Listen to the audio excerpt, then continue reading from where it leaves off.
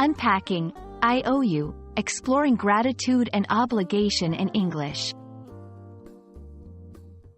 Hello everyone, today we're going to dive into a commonly used English phrase, I owe you. Have you ever done a favor for someone and they responded with these 3 simple words? Or maybe someone has helped you, and you've said it yourself. But what does it really mean? In this video, we're going to break down the phrase, explore its uses, and understand its nuances. So stay tuned to master the art of expressing gratitude and obligation in English.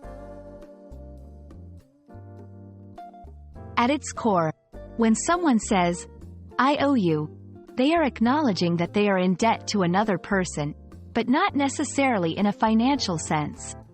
It's a way of expressing that they are grateful for your help or service and implies a moral obligation to return the favor in the future. The word owe signifies an obligation that has arisen due to the other person's actions. Informal situations. In informal contexts, I owe you one, or I owe you big time, are variations that you might hear. These are ways of saying that the speaker is very grateful and recognizes that they should do something for you in return, eventually. This doesn't set a timeline but acknowledges a debt of gratitude. Formal situations. In more formal or business contexts, you might hear, I owe you a debt of gratitude, or I am in your debt.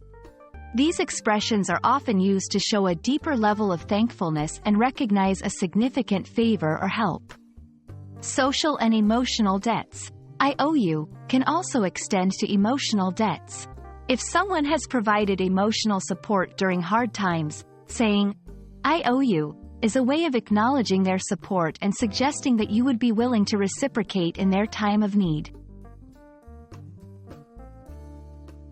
It's interesting to note that the concept of owing someone for their help can vary across different cultures. In some cultures, saying, I owe you, might be taken more seriously, with the expectation that the debt will be repaid. In others, it might be understood more as a figure of speech. If someone says, I owe you, to you, how should you respond? You can say, no problem, you'd do the same for me, which is a way of dismissing the debt and stressing the mutual support in the relationship. Or, if you want to be humorous, you could say, I'll remember that, implying that you will take them up on that offer someday. Lastly, let's not forget the literal I owe you, which stands for, I owe you. It's a written acknowledgement of debt, typically informal. An IOU note specifies the debtor, the amount owed, and sometimes the reason for the debt. It's less formal than a promissory note but is still a binding document that can be used to ensure that a debt is recognized. I owe you is a small phrase with big implications. It's a way of acknowledging someone's kindness and the relationship you share with them. Whether you're using it informally with friends or more seriously in a business context, it's an essential part of English that can help build and maintain bonds of cooperation and trust.